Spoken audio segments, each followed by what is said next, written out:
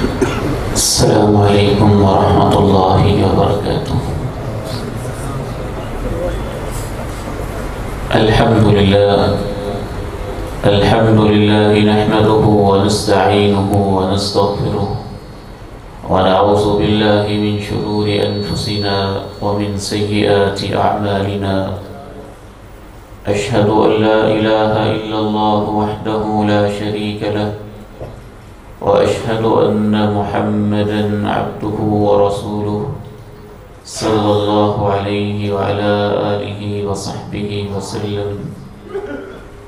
رب اشرح لي صدري ويسر لي أمري واحلل عقدة من لساني يفقهوا قولي۔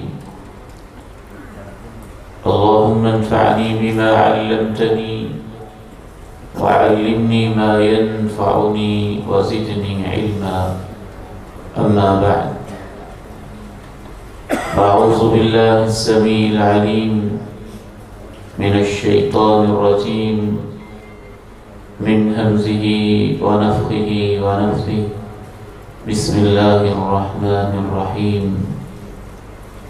وما خلقت الجن والإنس إلا ليعبدون، ما أريد منهم من رزق وما أريد أن يطعمون، إن الله هو الرزاق ذو القوة المتين۔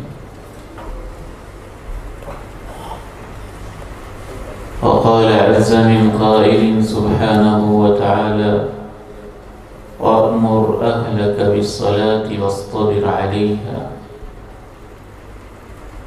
وقال عز من قائل في مقام آخر: واستعينوا بالصبر والصلاة۔ بہت ہی قابل احترام میرے بزرگوں، انتہائی عزت کے لائق میرے نوجوان بھائیوں اور قابل شفقت بیٹوں، حیا و عفت کی بہتر ماؤں، بہنوں اور بیٹیوں،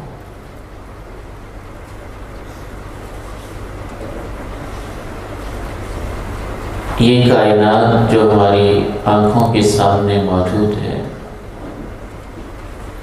جہاں ہم سانس لے رہے ہیں، چل رہے ہیں، پھر رہے ہیں، یہ زمین جس کے اوپر ہم زندگی بسر کر رہے ہیں، اللہ کے قرآن سے یہ معلوم ہوتا ہے کہ ساری کی ساری کائنات اپنے اپنے انداز میں ہر لمحے، ہر وقت، ہر لحظہ اللہ کی عبادت کے اندر مصروف ہے۔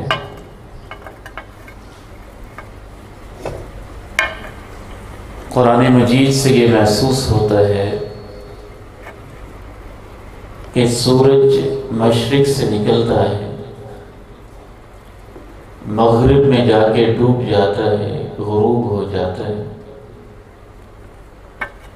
اللہ کا قرآن کہتا ہے تم نے صحیح دیکھا نہیں، سورج جس کو تم غروب ہونا کہتے ہو وہ اصل میں اللہ کو سجدے کر رہا ہوتا ہے۔ ہر علاقے میں اس کے سجدے کا وقت مقرر ہے، جہاں جہاں اس کا وقت ہے وہاں وہاں سجدے کرتا جاتا ہے، اور قیامت تک ایسے ہی کرتا رہے گا۔ جو قیامت کی صبح ہوگی اس سے پہلے ایک ایسا وقت آئے گا کہ سورج اجازت مانگے گا، اے اللہ میں طلوع ہونا چاہتا ہوں، اسے حکم دیا جائے گا کرۂ ارضی کے اوپر میری عبادت کرنے والا، میرا نام لینے والا کوئی باقی نہیں بچا، تو نے مشرق سے طلوع نہیں ہونا، آج مغرب سے ہی دوبارہ طلوع ہو جانا۔ اس وقت انسان کی آنکھیں کھلیں گی، وہ توبہ تو کرنا چاہے گا لیکن توبہ کا دروازہ بند ہو چکا ہوگا۔ تو سورج اللہ کی عبادت میں ہے، چاند بھی اللہ کی عبادت میں ہے، درختوں کی ٹہنیاں جنہیں آپ کہتے ہیں کہ جھکی ہوئی ہیں، اللہ کا قرآن کہتا ہے وہ جھکی نہیں ہوئی، حقیقت میں وہ بھی اللہ کے سامنے سجدہ ریز ہے۔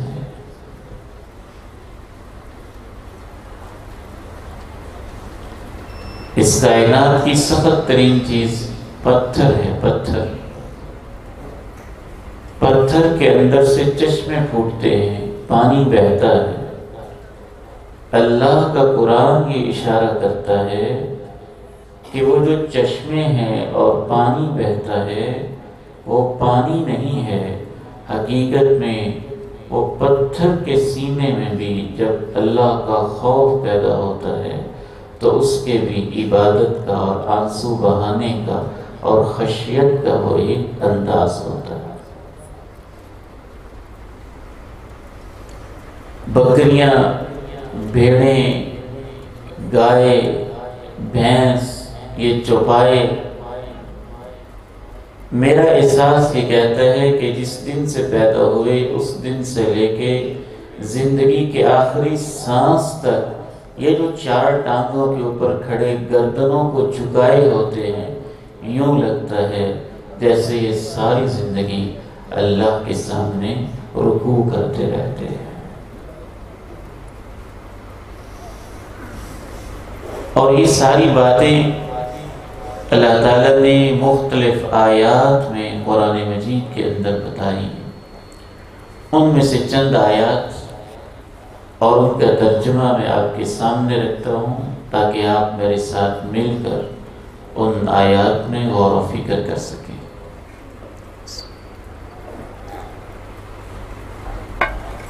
ساری کائنات کا خلاصہ بیان کرتے ہوئے اللہ تعالیٰ نے کہا، اعوذ باللہ من الشیطان الرجیم، ألم تر أن الله يسجد له من في السماوات ومن في الأرض والشمس والقمر والنجوم والجبال والشجر والدواب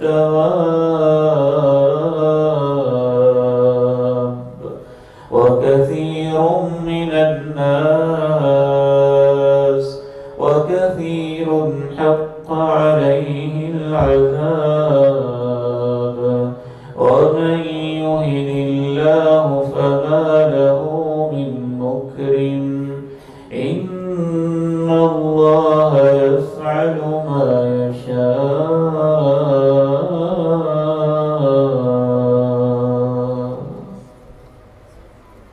تم نے دیکھا ہی نہیں؟ کیا تم نے غور نہیں کیا؟ ان اللہ یسجد له من فی السماوات ومن فی الارض، سب آسمانوں والے، سب زمینوں والے، والشمس سورج بھی، والقمر چاند بھی، والنجوم ستارے بھی، والجبال پہاڑ بھی، والشجر درخت بھی، والدواب سب کے سب جاندار بھی، وکثیر من الناس اور بہت سارے انسانوں میں سے لوگ بھی، یہ سارے ہی اللہ کو سجدے کر رہے ہیں۔ وَكَثِيرٌ حَقَّ عَلَيْهِ الْعَذَابُ اور بہت سارے وہ ہیں جن کے اوپر عذاب لازمی ہو چکا ہے۔ وَمَن يُهِنِ اللَّهُ فَمَا لَهُ مِن مُكْرِمٍ جسے اللہ ذلیل کر دے اسے کوئی عزت دینے والا نہیں۔ إِنَّ اللَّهَ يَفْعَلُ مَا يَشَاءُ بلا شبہ اللہ جو چاہتا ہے وہی کرتا ہے۔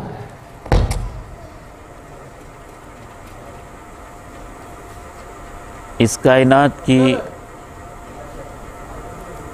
ایک عظیم ترین مخلوق، معصوم مخلوق اور گناہوں سے پاک مخلوق، جسے ہم فرشتوں کے نام سے یاد کرتے ہیں، وہ تو اللہ کی اتنی عبادت کرتے ہیں کہ ہر وقت اللہ کی عبادت ہی کرتے رہتے ہیں۔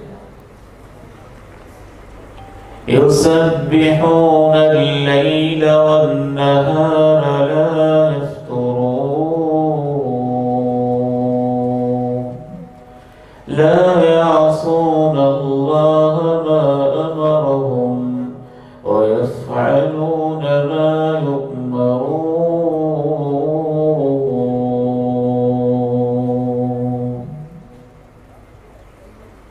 ہر وقت عبادت کرتے رہے. ایک فرشتہ سجدے میں ہے تو سجدے میں، رکوع میں ہے تو رکوع میں. اللہ کے پیارے نبی علیہ السلام ارشاد فرماتے ہیں کہ میں نے البیت المعمور میں دیکھا 70,000 فرشتہ ایک دن میں اس کا طواف کرتا ہے، اور جو ایک دفعہ طواف کر لیتا ہے ساری زندگی دوبارہ اسے طواف کا موقع نہیں ملتا ہے. اطت السماء وحق لها ان تطئ ما من موضع اربع اصبع الا وفيه ملك ساجد لله عز وجل. جس طرح چارپائی پہ آپ بیٹھیں، زیادہ لوگ بیٹھ جائیں تو چارپائی کے اندر سے چرچرانے کی، بوجھ کی آواز سی آتی ہے. آپ فرماتے ہیں آسمانوں میں اتنے فرشتے ہیں کہ آسمان چرچرا رہے ہیں، فرشتوں کے بوجھ سے بوجھل ہوئے ہیں، اور انہیں یہی زیب دیتا ہے کہ فرشتے ہی اس قدر زیادہ ہیں. ما من موضع اربع اصبع الا وفيه ملك ساجد للہ عز وجل. آسمانوں میں ہر 4 انگلیوں کے اوپر، ہر چپے کے اوپر اللہ کو کسی نہ کسی فرشتے نے سجدہ کیا ہوا ہے. بلکہ وہ اس حد تک سجدہ ریزیاں کرتے ہیں کہ بعض فرشتے جب اللہ تعالیٰ آواز دیتے ہیں اے جبریل، اے فلاں، حالانکہ جبریل فرشتوں میں سے ذوالقوۃ المتین، ایسی طاقتوں والا، ایسی پروازوں والا، ایسے پروں والا ہے. رأیت له 600 جناح ما بین جناحین کما بین السماء والارض. آپ فرماتے ہیں میں نے جبریل کو اپنی اصلی شکل و صورت میں دیکھا تو اس کے 600 پر تھے. تعلق به الدر، موتی جیسے اس کے پروں پہ لگے ہوں، وہ چمکتا دمکتا ایک نورانی مخلوق تھا. پھر آپ فرماتے ہیں کہ 600 پر اتنے بڑے تھے کہ 2 پروں کے درمیان اتنا فاصلہ تھا جتنا فاصلہ زمین آسمان کے درمیان ہے. ایسے ہی پلک جھپکنے میں 7ویں آسمان سے زمین پہ ایسے تو نہیں پہنچ جاتے تھے. اللہ نے ان کو خاص پرواز دی، خاص طاقت دی، خاص قوت دی. اس جبریل امین کا اور بڑے بڑے فرشتوں کا بھی یہ حال ہوتا ہے کہ جب اللہ ان کو بلاتے ہیں، آواز دیتے ہیں، کالحلس البالی، جیسے پرانی بوری ہوتی ہے وہ سیدھا ٹکڑے ٹکڑے، فرشتہ ایسے سکڑتے سکڑتے ایک پرانی بوریے کی طرح سکڑ کے چھوٹا سا ہو جاتا. اے رب ارشاد فرمائیے کیا ہوگا. تو فرشتے بھی ہر وقت اللہ کی عبادت کر رہے ہیں.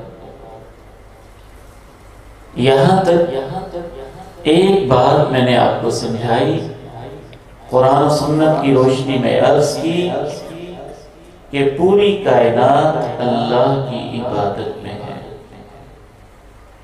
زمین عبادت میں ہے، درخت عبادت میں ہیں، ان کے پتے عبادت میں ہیں، ان کی ٹہنیاں عبادت میں ہیں، ان کی شاخیں عبادت میں ہیں، پانیوں کے قطرے عبادت میں ہیں، سمندروں کی لہریں عبادت میں ہیں، کنکر عبادت میں ہیں، پتھر عبادت میں ہیں، کیٹوں کی چوٹیاں عبادت میں ہیں، ریت کے ذرے عبادت میں ہیں، صحرا اور ٹیلے عبادت میں ہیں، آسمان کی وسعتیں بلندیاں عبادت میں ہیں، ٹمٹماتے ہوئے یہ سارے کے سارے تارے عبادت میں ہیں، ایک بلب اور روشن کرتا کائنات کو دیا سورج عبادت میں ہے، رات کو ٹھنڈک اور نور پہنچانے والا چاند بھی عبادت میں ہے، عرش کو اٹھانے والے فرشتے بھی عبادت میں ہیں، اور سردار ملائک الروح الامین جبریل امین بھی عبادت میں ہے، اور سارے کے سارے فرشتے بھی عبادت میں ہیں. وَمَا خَلَقْتُ الْجِنَّ وَالْإِنسَ إلا ليعبدون ما أريد منهم من رزق وما أريد أن يطعمون إن الله هو الرزاق ذو القوة المتين۔ اللہ کہتے ہیں میں نے جنوں اور انسانوں کو اپنی عبادت کے لیے پیدا کیا ہے۔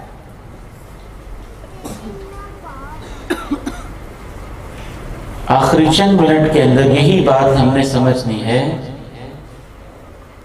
کہ جب کائنات کا ذرہ ذرہ عبادت کر رہا ہے، درختوں کا پتا پترہ عبادت کر رہا ہے، سمندروں کا قطرہ قطرہ محو عبادت ہے، اور زمین سے لے کے آسمان تک کی ساری مخلوقات عبادت میں ہیں، تو پھر مجھے اور آپ کو اللہ نے کیوں پیدا کیا؟ کیا عبادت کی کمی تھی؟ کیا اللہ کی تسبیحات نہیں ہو رہی تھی؟ کیا اس کی عظمت کے ترانے نہیں گائے جا رہے تھے؟ کیا فرشتے عبادت کے لیے کافی نہیں تھے؟ اور یہ ساری کائنات عبادت بھی اتنی خوبصورت طریقے سے کر رہی ہے، خصوصاً فرشتے کہ اللہ کی نافرمانی بھی نہیں کرتے، اس کے حکموں کی سرتابی بھی نہیں کرتے، اس کے کسی امر کے سامنے بغاوت بھی نہیں کرتے، سر تسلیم خم رکھتے ہیں، جھکے رہتے ہیں، تواضع عاجزی انکساری کمال کی اور خشیت عروج پہ ان کے اندر پہنچی ہوئی ہے، تو اس کے باوجود مجھے اور آپ کو اللہ تعالیٰ نے کیوں پیدا کیا؟ أَتَجْعَلُ فِيهَا مَن يُفْسِدُ فِيهَا وَيَسْفِكُ الدِّمَاءَ وَنَحْنُ نُسَبِّحُ بِحَمْدِكَ وَنُقَدِّسُ لَكَ قَالَ إِنِّي أَعْلَمُ مَا لَا تَعْلَمُونَ۔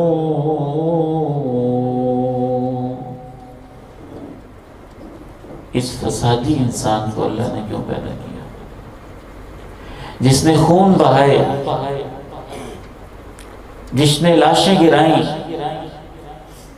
جس نے انسانوں کو ٹکڑے ٹکڑے کیا، جس نے جناب زکریا کو بیت المقدس کے عین سامنے پتھر مار مار کے شہید کیا، جس نے جناب عیسیٰ کو سولی پہ لٹکانے کی کوششیں کی، جس نے جناب موسیٰ جیسے پیغمبر پہ الزام لگائے، جس نے جناب ابراہیم کو آگ میں پھینکا، جس نے جناب یحییٰ کا سر قلم کر کے تھال میں رکھ کے ایک گندی فاحشہ عورت کے سامنے اس کے عشق میں آ کے محبت کے طور پہ نبی کا سر کاٹ کے اس کو پیش کر دیا۔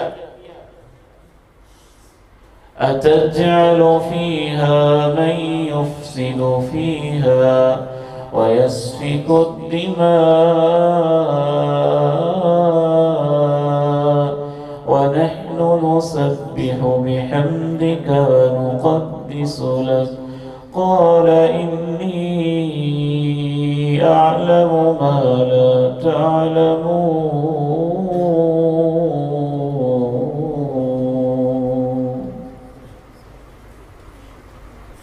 اور آج کے دور کا انسان، اس نے تو وہ کرتوتیں کی کہ اسے انسان کہتے ہوئے بھی شرم آتی ہے۔ آج کا ایک فسادی انسان جس نے قرآن مجید کے اوراق کو نعوذ باللہ افغانستان کی جیلوں میں مجاہدین کے سامنے ٹیشو پیپر کے طور پہ استعمال کیا، جس نے اللہ کا نام لینے والے انسانوں کے ناخن پلاسوں سے کھینچے، اس کے نازک اعضاء پہ بجلی کے جھٹکے لگائے اور اس کے وجود کے اوپر تیزاب چھڑکا۔ اور آج کا انسان جس نے اپنے ماں باپ تک کو معاف نہ کیا، آج کا انسان جس نے قصور کی ایک پھول کلی جیسی بیٹی زینب کو مسئلہ عزت کو تار تار کیا، لاش کو ٹکڑے ٹکڑے کیا اور پھر گندے نالے کے اندر بھی پھینک دیا۔ ساری کائنات میں اللہ کی عبادت ہو رہی تھی اور پرامن طریقے سے ہو رہی تھی۔ فرشتے لمحہ بھر کے لیے اللہ کی نافرمانی نہیں کرتے تھے اور عبادت کر رہے تھے، تو اس انسان کو اللہ نے کیوں پیدا کیا؟ أَتَجْعَلُ فِيهَا مَن يُفْسِدُ فِيهَا وَيَسْفِكُ الدِّمَاءَ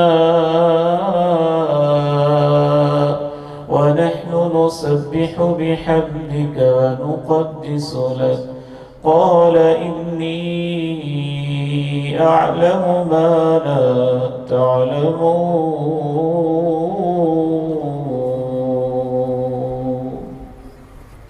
فرشتوں نے کہا اللہ اس انسان کو آپ پیدا فرما رہے، یہ زمین میں فساد کرے گا، خون بہائے گا، حالانکہ ہم ہر وقت تیری تسبیح و تحمید میں مصروف ہیں، تقدیس میں مصروف ہیں۔ اللہ نے کہا میں وہ جانتا ہوں جو تم نہیں جانتے ہو۔ پہلی وجہ جس وجہ سے اللہ تعالیٰ نے مجھے اور آپ کو پیدا کیا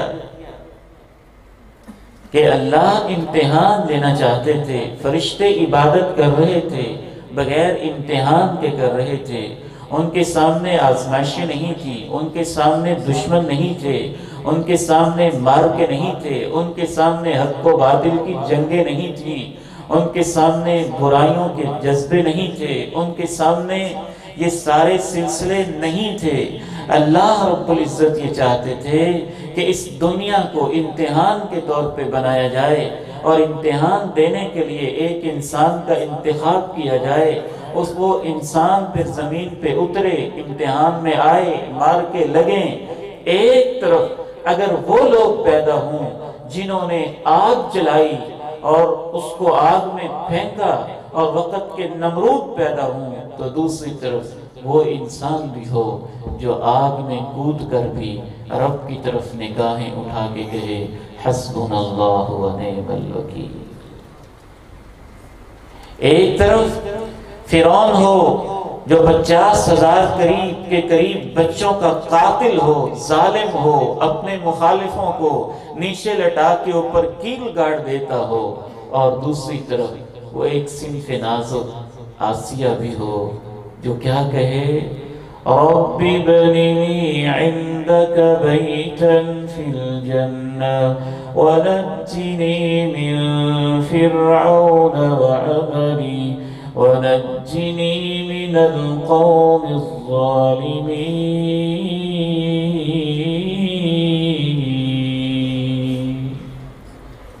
اللہ میں ایک عورت ہوں، میں ایک خاتون ہوں، میرا شوہر مجھ پہ بڑا ظلم کرتا ہے، وہ وقت کا بادشاہ ہے، اے اللہ تیری محبت میں اس کی بادشاہتیں جوتے کی نوک پہ رکھتی ہوں، ان کو ٹھوکر لگاتی ہوں، فرعون کے محل کو ٹھکرا دیتی ہوں، اے اللہ تو جنت میں اپنے پڑوس میں مجھے ایک محل عطا فرما دے۔ اس امتحان ہوتا ہے تو پھر انسانوں کے کردار سامنے آتے ہیں۔ فرشتے تو اکیلے عبادت کر رہے تھے، نہ ان کا کسی سے مقابلہ تھا، نہ کوئی مارکا تھا، نہ کوئی جنگ تھی، نہ کوئی امتحان تھا۔ جب امتحان نہیں ہوتا تو پھر ڈگری بھی نہیں ہوتی، جب امتحان نہیں ہوتا پھر رزلٹ بھی نہیں ہوتا، جب امتحان نہیں ہوتا پھر پاس فیل کا سوال بھی نہیں ہوتا۔ وہ تو اکیلے ہی چلے جا رہے تھے نا، اکیلے ہی عبادت کیے جا رہے تھے۔ رب کریم نے چاہا کہ دنیا کو امتحان گاہ بنایا جائے، یا حق و باطل کے مار کے برپا کیے جائیں، حزب اللہ ایک طرف ہو جائے، حزب الشیطان ایک طرف ہو جائے، اللہ کے دین کی نصرت کرنے والے ایک طرف ہو جائیں، بغاوت کرنے والے ایک طرف ہو جائیں، کوئی تلواریں لے کے نکلیں، کوئی قرآن لے کے نکلیں، کوئی دعوت لے کے نکلیں، تبلیغ لے کے نکلیں، میرا درد لے کے نکلیں، میری تڑپ لے کے نکلیں، وہ میرے خاص بندے ہوتے جائیں، جو بغاوت کرتے جائیں وہ دشمن ہوتے جائیں، ان کے لیے جنت جو میرے ساتھی ہوں اور جو میرے باغی ہوں، پھر ان کے لیے جہنم کا انتظام کیا جائے۔ تو امتحان کے اندر یہ سب کچھ ہوتا ہے۔ تبارک الذی بیدہ الملک وہو علی کل شیء قدیر الذی خلق الموت والحیاة لیبلوکم ایکم احسن عملا وهو العزيز الغفور۔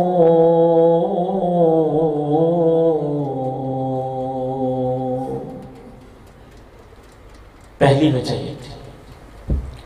دوسری وجہ خصوصاً عبادت کے حوالے سے یہ تھی کہ فرشتے عبادت کر رہے تھے، سورج عبادت کر رہا تھا، چاند عبادت کر رہا تھا، ستارے عبادت کر رہے تھے، لیکن یہ ساری مخلوقات جو ہیں ان کو کوئی مجبوریاں تو نہیں تھیں۔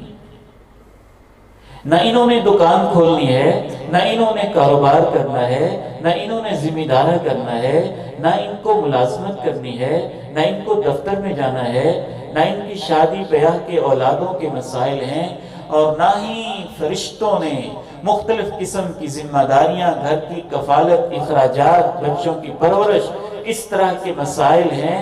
تو یہ سارے مسائل نہ سورج کے ساتھ تھے، نہ چاند کے ساتھ تھے، نہ فرشتوں کے ساتھ تھے۔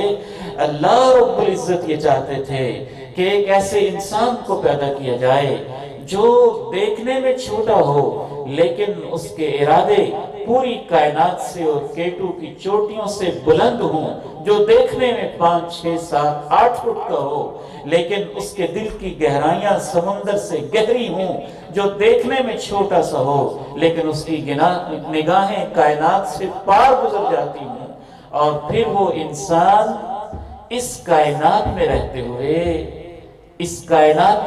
ہوئے راجوال کے بازار میں، راجوال کی دکانوں میں، راجوال کی مارکیٹوں میں، راجوال کی زمینوں میں اپنے کام کے اندر پھنسا ہوا ہو، الہ آباد میں حجرہ میں اپنے کام میں پھنسا ہوا اور اپنے کام کے اندر بری طرح سے جتا ہوا، اور اس اپنے کام کے دوران، ملازمت کے دوران، بیوی بچوں میں بیٹھے دوران، دکان پہ بیٹھے ہوئے، ذمہ دارہ کرتے ہوئے، پانی لگاتے ہوئے، کاشت کرتے ہوئے اسے آواز دی جائے، اللہ اکبر، اللہ اکبر، اللہ اکبر، اللہ اکبر۔ اسے پتہ بھی ہو کہ یہ پیچھے دکان خالی رہ جائے گی، وہ جانتا بھی ہو ملازمت سے وقت دینا پڑے گا، میں تھکا ہارا ہوں، اسے احساس بھی ہو بیوی بچوں میں بیٹھا ہوں، اس محفل کو چھوڑنا مشکل ہے، لیکن وہ میری محبت کی خاطر سب کچھ چھوڑ چھاڑ کے وضو کرے، ہاتھ دھوئے، چہرہ دھوئے، دعائیں پڑھے، نگاہیں جھکائے، اللہم افتح لی ابواب رحمتی کا پڑھتے ہوئے مسجد میں آئے، کبھی یوں ہاتھ باندھ لے، کبھی جھک جائے، کبھی ناک کو نیچے رکھ کے اس سے لکیریں کھینچے، پیشانی کو نیچے ٹیکے، رب اغفر لی، رب اغفر لی، اللہ معاف کر دے، اللہ معاف کر دے، اس کی زبان پہ یہ ترانے جاری ہو جائیں۔ یہ عبادت میرے بھائیوں، میرے بزرگوں، میرے بیٹوں، صرف ہم کر سکتے تھے، اس طرح کی عبادت فرشتے نہیں کر سکتے تھے۔ چونکہ یہ امتحان ہم دے رہے ہیں تو انعام بھی پھر ہمارے لیے ہے۔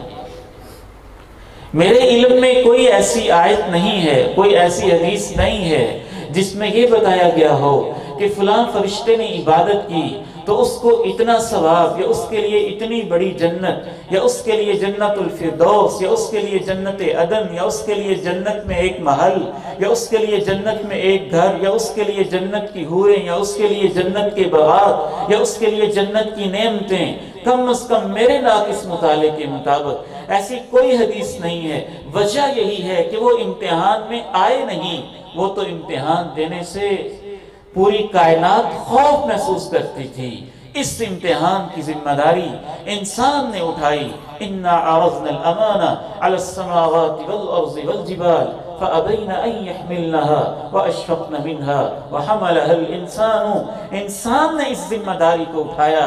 اللہ ساری مجبوریوں کے ہوتے ہوئے میں تیری عبادت کروں گا، سارے دشمنوں کے ہوتے ہوئے میں تجھے حق پہ قائم رہ کے دکھاؤں گا۔ اے اللہ تو میرا امتحان لے گا، میں تجھے کامیاب ہو کے دکھاؤں گا۔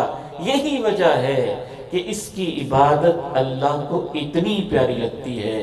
میرا ایمان تو یہاں تک کہتا ہے پوری کائنات کی عبادت ایک طرف، اور اس میرے نوجوان بیٹے اور بیٹی کی جو عبادت ہے، 2-4 رکعتیں، 1-2 دن کی نمازیں، پوری کائنات کی ساری زندگی کی عبادت سے اس کی 2-3 دن کی عبادت بھی اللہ کو زیادہ پیاری لگتی ہے، کیونکہ اس کی عبادت کا انداز نرالا ہے۔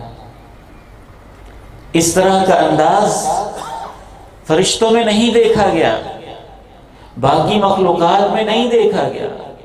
یہی وجہ ہے کہ فرشتے جنت میں ہوں گے، لیکن اس لیے نہیں کہ جنت ان کو انعام میں ملی۔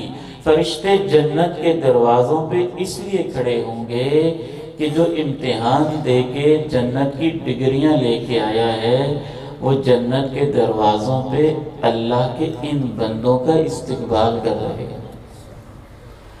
سلام علیکم بما صبرتم فنعم عقبى الدار،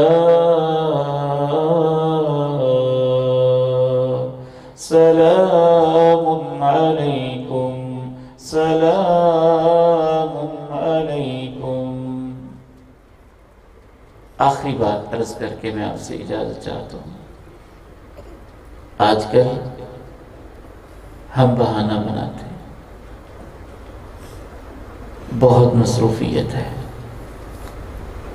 نماز کے لیے وقت نہیں نکلتا، بہت مصروفیت ہے، دین کے لیے وقت نہیں نکلتا، بہت مصروفیت ہے، بڑے کام کرنے ہیں، وقت بچتا ہی نہیں ہے۔ اور میرے بھائیوں، میرے بزرگوں، میرے بیٹوں اور میرے عزیزوں، اس مصروفیت میں سے وقت نکالنے کے لیے ہی تو اللہ نے مجھے اور آپ کو پیدا کیا ہے۔ مصروفیت کے بغیر اگر عبادت کرنی ہوتی تو فرشتے کافی تھے، ان کو کوئی مصروفیت نہیں تھی، ہر وقت عبادت کر رہے تھے۔ یہی تو اللہ چاہتے ہیں کہ مصروف ہو پھر بھی وقت نکالے۔ کتنے مبارکباد کا مستحق ہے یہ بیٹا عمر نعیم، اس کے والد محترم۔ ظاہر ہے اسکول کے 3 سال قربان کر کے وقت قرآن حفظ کیا جاتا ہے نا، ان 3 سالوں کو قربان کیا جاتا ہے، پھر بچے حفظ کی طرف آتے ہیں۔ ایک دفعہ اپنی سٹڈی کو روکنا پڑتا ہے، اپنے پلان کو روکنا پڑتا ہے، تو اس لیے ان کے لیے انعام بھی اتنا بڑا ہوتا ہے۔ اسی طرح سے نماز کے لیے وقت نکالنا پڑتا ہے، فرصت میں سے وقت بچانا ہوتا ہے، اسی لیے تو اللہ انعام بھی دیتے ہیں۔ یا ابن آدم تفرغ لعبادتی املأ قلبک غنا واسد فقرا، اے آدم کے بیٹے میری عبادت کے لیے کوشش کر کے، تکلف کر کے، محنت کر کے تو وقت نکال، فرصت کے لمحات نکال۔ طلبہ علم بیٹھے ہیں، تفرغ کے لفظ میں ذرا غور کیجئے گا، باب تفاعل ہے، اس میں ایک تکلف، ایک اہتمام، ایک تجشم، ایک انا اور مشقت سہنے کا بھی مفہوم پایا جا رہا ہے۔ تو وقت نکال کے، کوشش کر کے، محنت کر کے میری عبادت کے لیے وقت نکال۔ جب تو وقت نکالے گا میں تیرے دل کو دولت سے بھر دوں گا، تیری ضرورتوں کو میں خود ہی پورا کر دوں گا۔ تو آئیے میں آپ کو 3 دعوتیں اس وقت دینا چاہتا ہوں۔ دعوت قبول کرنی چاہیے نا جی انشاءاللہ، صرف کھانے کی دعوت کہ نیکی کی دعوت بھی قبول کرنی چاہیے؟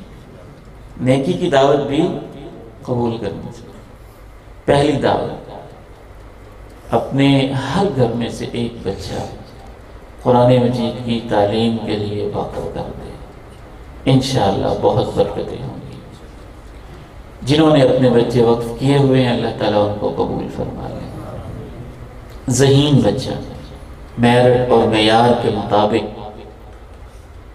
دوسری دعوت آپ کے لیے یہ ہے کہ مسجد توحید اور اس کے دائیں بائیں رہنے والے ہمارے پیارے بھائی بالخصوص اس مسجد کو ماشاءاللہ آپ آباد کیے ہوئے ہیں، مزید آباد کریں، یہاں رونق نظر آئے، مسجد میں ایک اجتماع اکٹھ نظر آئے، اس پوری سوسائٹی میں کوئی ایک ایسا گھر نہ ہو جو مسجد سے محبت نہ کرتا ہو، مسجد میں نماز نہ پڑھتا ہو۔ اور تیسری دعوت آپ بھائیوں کے لیے یہ ہے، ہمارے کچھ بھائیوں نے اللہ تعالیٰ ان کو جزائے خیر دے، ایک پروگرام تشکیل دیا ہے کہ ہر مہینے میں 3 دن یہاں پہ تربیتی اور تعلیمی کورس ہو، مہینے میں 3 دن۔ وہ ہم نے آج ہی مشورہ کیا کہ انگریزی ماہ کے حساب سے جو چوتھا جمعہ ہونا جی، چوتھا جمعہ کس تاریخ کو آ رہا ہے؟ یہ والا 25 جون کو آ رہا ہے۔ تو جو چوتھا جمعہ ہوگا شام کے وقت بھائی جمع ہو جائیں، رات یہاں گزاریں، ہفتہ بھی یہاں گزاریں اور اتوار بھی یہاں گزاریں۔ اتوار کو پچھلے ٹائم واپس جائیں، 2-3 دن کے اندر وہ دین کی بنیادی چیزیں سیکھیں، نماز سیکھیں، ترجمہ سیکھیں، دعائیں سیکھیں، تلاوت سیکھیں، نماز جنازہ کی دعائیں سیکھیں، صبح و شام کے اذکار سیکھیں، نماز جنازہ کا طریقہ سیکھیں، غسل کا طریقہ سیکھیں، وضو کا طریقہ سیکھیں، اپنی نماز کی اصلاح کریں، اللہ کے پیغمبر کی کچھ زندگی اور سنتیں سیکھ لیں، صحابہ کی زندگیاں کیسے تھیں یہ سیکھ لیں، توحید سیکھیں، عقیدہ سیکھیں، لا الہ الا اللہ کا معنی و مفہوم تشریح سیکھیں۔ اس مقصد کے لیے آپ نے ہمارے لیے دعا بھی کرنی ہے، اللہ تعالیٰ ہمیں اس میں کامیابی عطا فرمائے، اور آپ نے اس کے لیے وقت بھی نکالنا ہے۔ یہ بہت بڑی عبادت ہے، یہ بہت بڑی عبادت ہے۔ لوگوں کو شکوہ ہوتا تھا نا جی 8 سال اب مدرسے میں کیسے داخلہ لے ایک ذمہ دار، تو 3 دن تو آپ نکال سکتے ہیں نا انشاءاللہ تعالی۔ تو میرا خیال ہے نیکی میں تاخیر نہیں کرنی چاہیے، ارادہ کرنے میں کیا حرج ہے، بندہ نیکی کا ارادہ کر لیتے ہیں، اللہ تعالیٰ اپنے فرشتوں سے کہہ دیتے ہیں کہ اس کے نامہ اعمال میں لکھ دو کہ اس نے نیکی کر لی ہے۔ تو سب سے پہلے تو میں اور شیخ صاحب ارادہ کرتے ہیں انشاءاللہ، ٹھیک ہے جی انشاءاللہ۔ ان 3 دنوں میں ادھر میں بھی ضرور انشاءاللہ 3-4 گھنٹے کم از کم دیں گے، آپ کے پاس حاضر ہوں گے انشاءاللہ تعالی۔ جو باہر سے احباب آئے ہیں ان میں سے کون کون ارادہ کرتے ہیں انشاءاللہ؟ ماشاءاللہ کافی سارے ہاتھ کھڑے، عبداللہ سلیم صاحب ہیں، بھائی مشتاق صاحب ہیں، شہزاد صاحب، بھائی انس صاحب ہیں، ماشاءاللہ 7-8 لوگ تو ہو گئے ہیں، اتنے بھی بہت ہیں انشاءاللہ۔ تو باقیوں کا کوئی ارادہ نہیں ہے جی؟ ادھر برآمدے میں کچھ بھائی ماشاءاللہ ہاتھ کھڑے کر رہے تھے۔ اللہ تعالیٰ آپ سب کو بہت برکت دے، آپ کے وقت میں، آپ کی جان میں، آپ کے مال میں، آپ کی اولاد میں، اللہ تعالیٰ آپ کو بہت برکتیں عطا فرمائے۔ اصل خطاب ہمارے آئے ہوئے بہت ہی پیارے معزز مہمان بہت لمبا سفر کر کے ہمارے پاس تشریف لائے، محترم المقام جناب حضرت مولانا ابوبکر معاویہ حفظہ اللہ کا انشاءاللہ ابھی چند لمحوں بعد شروع ہوگا۔ اللہ تعالیٰ عمر بیٹے کا حفظ کرنا قبول فرمائے، منتظمین کے یہ انتظامات قبول فرمائے، میری اور آپ کی حاضری بھی اللہ تعالیٰ قبول فرمائے۔ وآخر دعوانا ان الحمد للہ رب العالمین۔